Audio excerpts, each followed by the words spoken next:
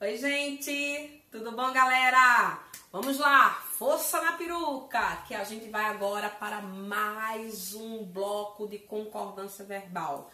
Eita, assunto longo, não é, Kelly? É, o assunto realmente é grande, são muitas regras e na aula de hoje nós vamos estudar o sujeito composto. Regras especiais para a concordância desse tipo de sujeito. Bora lá? Vamos lá? Simbora!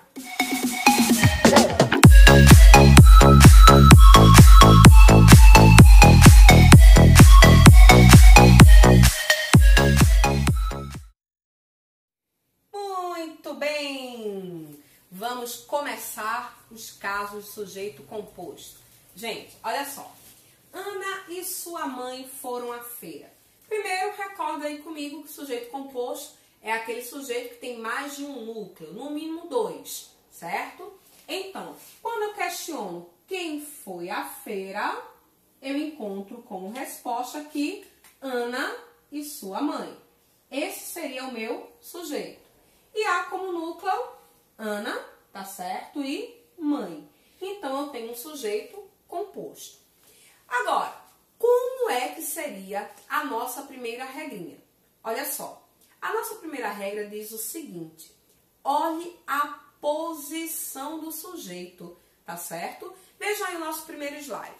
Quando eu coloco Olinda e Igaraçu, a secretária e o diretor, assim como na frase que nós acabamos de ler, os três casos estão com o sujeito, tá certo? Antes do verbo. O sujeito está anteposto ao verbo. Isso faz com que o verbo obrigatoriamente fique no plural, concordando com os dois ou mais elementos do sujeito, tá certo? Então a regra é clara. O verbo vai para o plural quando o sujeito está antes do verbo, anteposto ao verbo. Ou seja, vem para cá. Imagine que a gente invertesse essa posição. O que é que iria ocorrer? A regra muda. Muda sim. Se a minha frase fosse, tá? Primeiro, o predicado, não é isso? Então, começando pelo verbo. Começando com o predicado. Se eu dissesse assim, Paranã ao mercado, ok? E aqui eu colocasse o sujeito, Ana e sua mãe.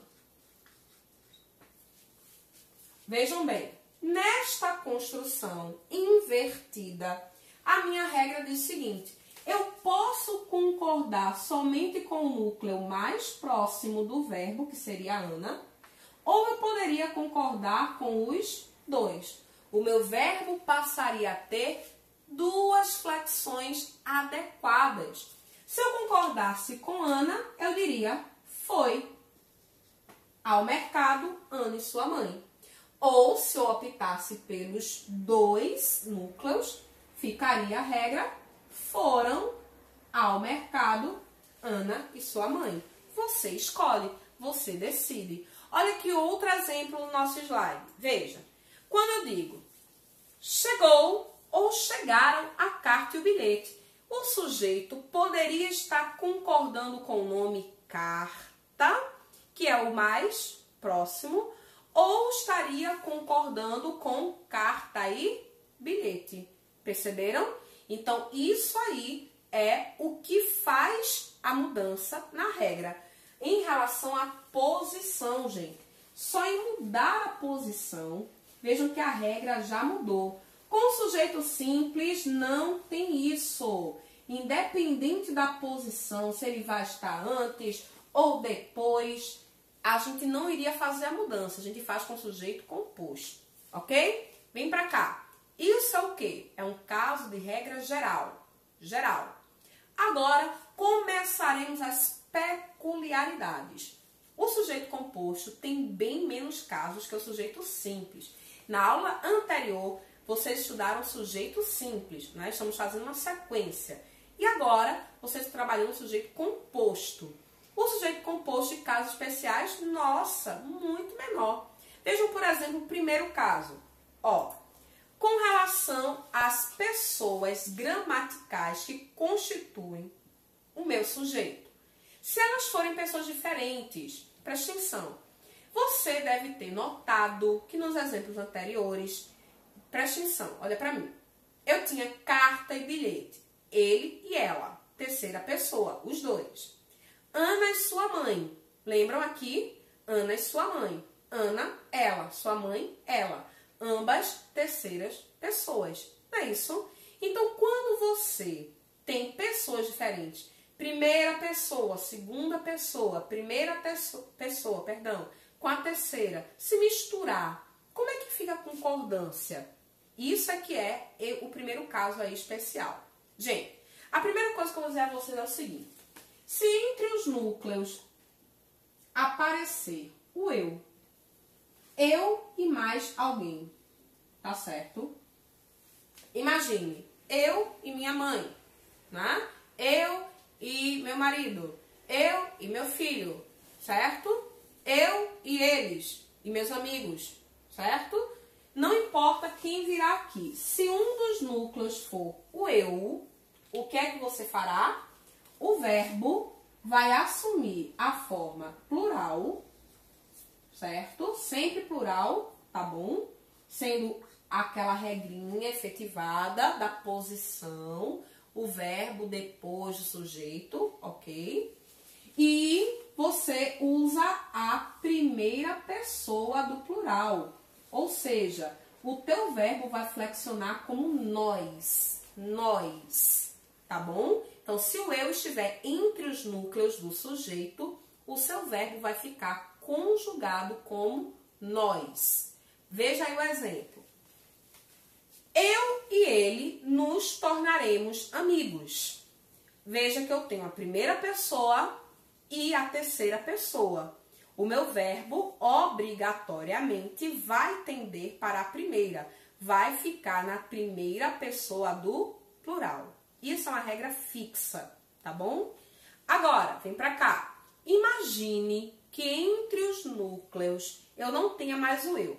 Eu tenho a segunda pessoa, tá bom? O tu e o ele. O tu e o ela, o eles, beleza? O que é que vai acontecer? Veja. Se você tivesse tu mais ele ou ela, eles ou elas, a sua concordância pode assumir duas maneiras corretas agora. Quais são essas maneiras? Ok? O teu verbo pode ficar na primeira, pode ficar na segunda pessoa do plural, concordando como se fosse vós, ou ele pode ficar na terceira pessoa do plural, concordando, como aqui no Brasil a gente usa muito, como se fosse vocês, né? Ou seja, eles. A ideia seria o seguinte, olha aí pro slide. Tu e ele sois amigos. Veja que eu optei primeiro pela segunda pessoa do plural, vós. Mas também seria adequado que eu dissesse tu e ele são amigos. Pensando aí como sendo o quê? Vocês. Vocês são amigos, tá certo? Então, essa era a primeira coisa que vocês iriam observar, beleza? Dentro da regra.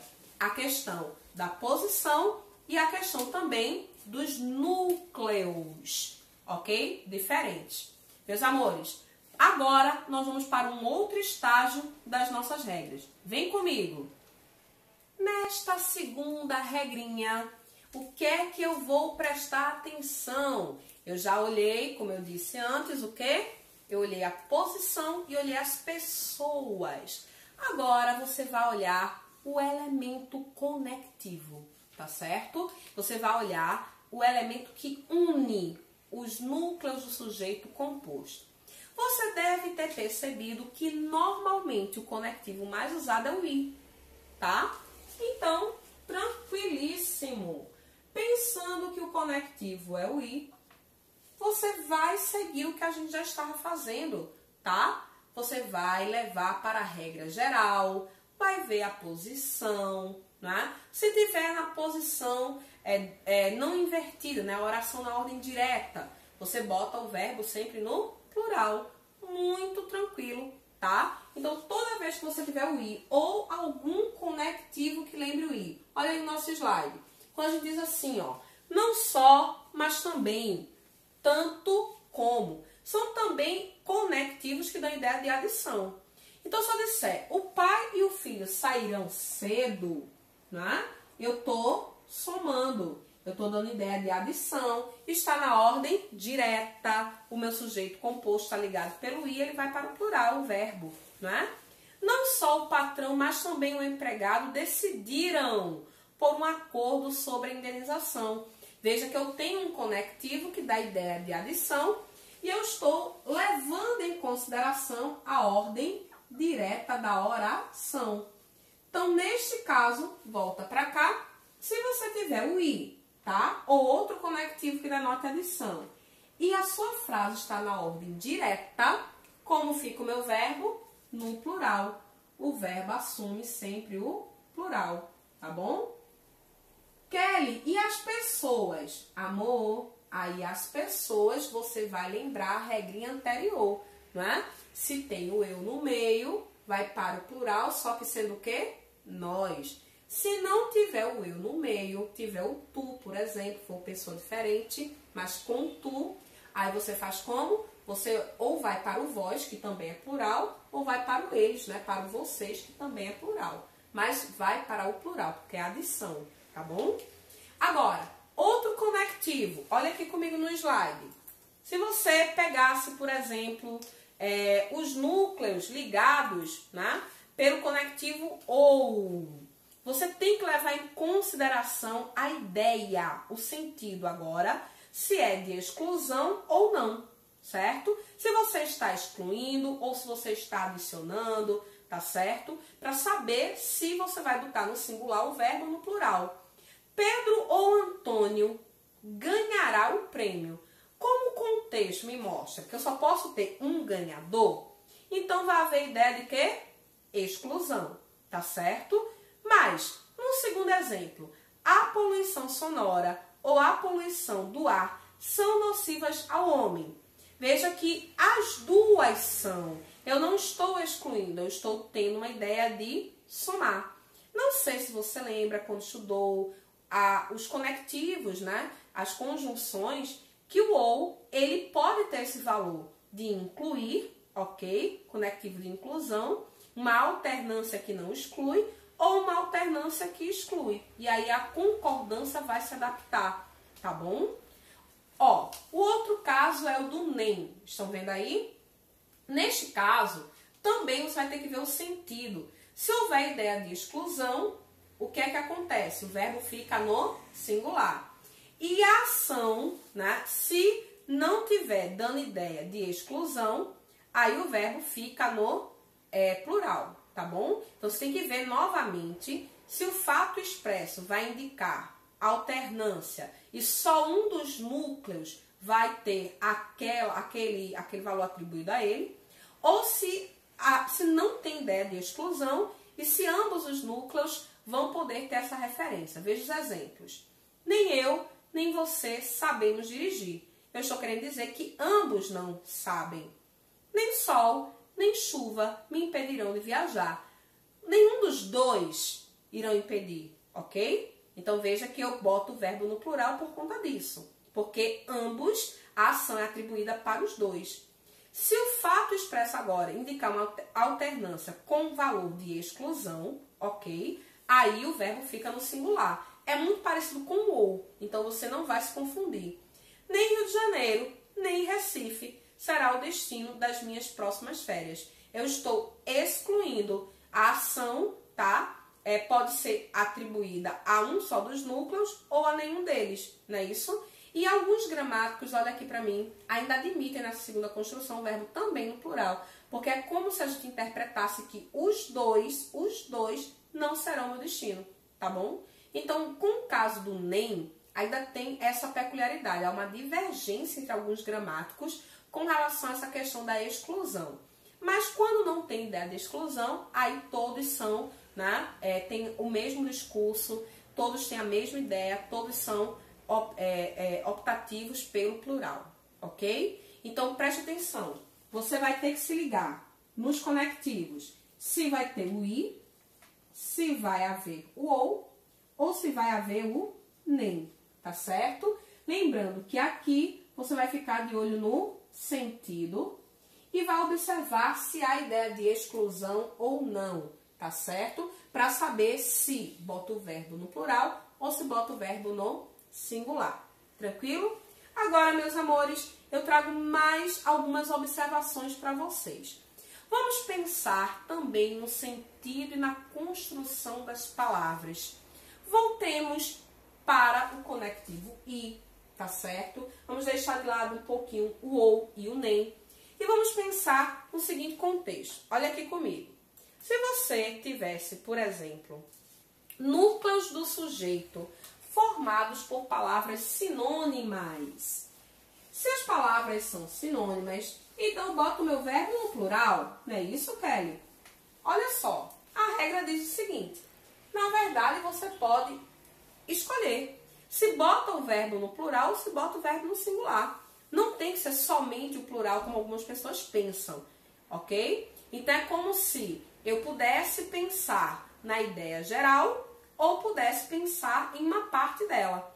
A angústia e a ansiedade não o ajudavam ou a angústia e a ansiedade não o ajudava. Repetindo, olha para mim. Se os núcleos forem sinônimos, palavras com sentido semelhantes, o verbo pode ir para o plural ou para o singular. Anote, ok? Se as palavras são sinônimas, o verbo pode ficar no singular ou no plural, ok?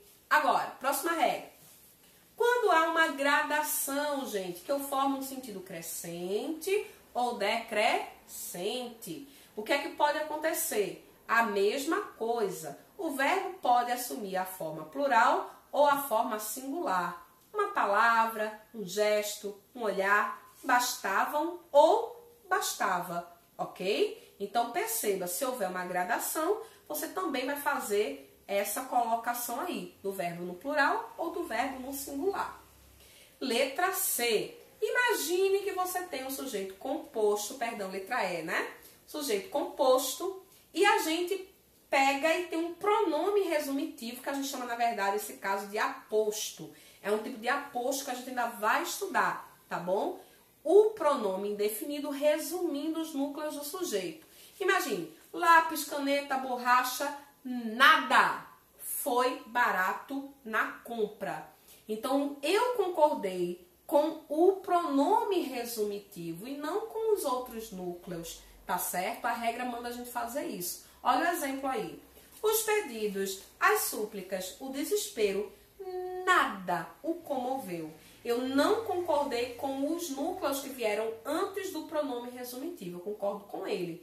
Tudo, todos, nada, ninguém, algum. Pronomes indefinidos aparecem nessa regra. Todos perceberam? E agora, para a gente fechar, eu vou só para mais um pontinho com vocês, tá certo? Presta atenção, vem comigo para esse último ponto. É o seguinte: imagine verbos no infinitivo agindo como núcleo do sujeito. Pode acontecer, até porque o infinitivo ele é uma forma nominal, então ele pode assumir a função de substantivo. Você já deve ter percebido isso, tá? Quando a gente fala assim, fumar é proibido fumar. Veja que o verbo fumar está assumindo uma função nominal, tá? Olha, por favor, aqui esse slide, preste atenção nas regrinhas que eu vou mostrar agora para vocês. Quando eu digo, ler e escrever liberta o homem da ignorância. Por que é que o verbo está no singular? Porque eu estou usando os infinitivos para identificar algo de forma genérica. Ler e escrever. Veja que não tem uma coisa muito específica, né? O ato de ler e o ato de escrever. É bem amplo. Então, nesse caso, os infinitivos vão levar, né, por esse emprego, por esse sentido que eles estão empregando, o verbo para o singular. Terceira pessoa do singular. Se os meus infinitivos, porém, mesmo representando uma ideia genérica, eles representassem ideias antagônicas, ideias opostas. O verbo agora iria para o plural. Vejam, nascer e morrer. É algo amplo, é uma ideia ampla. Mas eles representam uma antonímia, não é um jogo de ideias opostas.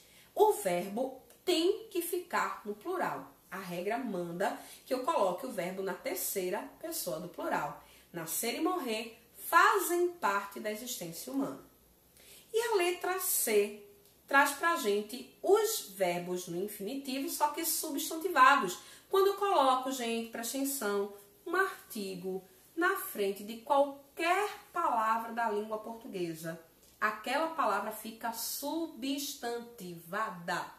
É o caso aí dos verbos amar e odiar. Veja o que aconteceu. Na hora que eu coloquei o artigo na frente deles, eles viraram substantivos, ou melhor dizendo, né? Classificação mais adequada, palavras substantivadas. Vejam a frase. O amar e o odiar tornam o homem um ser inconstante. Novamente, o meu verbo assumiu a forma plural na terceira pessoa do plural. A única condição, gente, que levou o verbo para o singular foi a primeira, ideias genéricas, vagas, que não representam uma antonímia e que também não estão com os verbos substantivados, tá certo? Então, isso aí era mais um tópico para vocês sobre a questão do sujeito composto. Acabou, Kelly? Quase. Tô acabando, prometo. Eu disse para vocês que eram bem menos regras que o sujeito simples. O que é que tá faltando para a gente amarrar? Olha para cá, olha comigo. Imagine as expressões um e outro, um ou outro. Ah, é igual ao que eu estava vendo com o conectivo e o conectivo ou. Massa, é bem parecido mesmo. Quando você for usar um e outro, tá certo? Um e outro, a ideia é de adição. Se eu estou somando, o verbo vai para o plural. Muito bem. E se eu estiver usando um ou outro, você percebe que o sentido está aí como uma exclusão, ou um, outro, então o teu verbo iria para o singular, tá certo? Olha os exemplos. Um e outro aluno chegaram cedo, os dois chegaram. O meu verbo está no plural porque é uma ideia de adição. Um ou outro observador comentará sobre a situação econômica do país. Não será, tá certo? Fulano e Beltrano, não é isso? Eu estou excluindo. Ou é um ou é o outro. Então, por isso, o meu verbo está no singular. Houve um sentido de exclusão. Comentará. Pronto. Agora sim, nós podemos dizer que a nossa aula acabou. E que esses foram os últimos casos de sujeito composto, tá certo? Não esquece, revise as regrinhas, por menor que seja o assunto de sujeito composto, mas ainda assim são mais regras para o seu compêndio, né? Para o seu conteúdo aí de língua portuguesa. Gente, um beijo, pratique, não deixe de fazer atividades, porque é somente assim que você vai lembrar de tantas regras no seu vestibular. Valeu!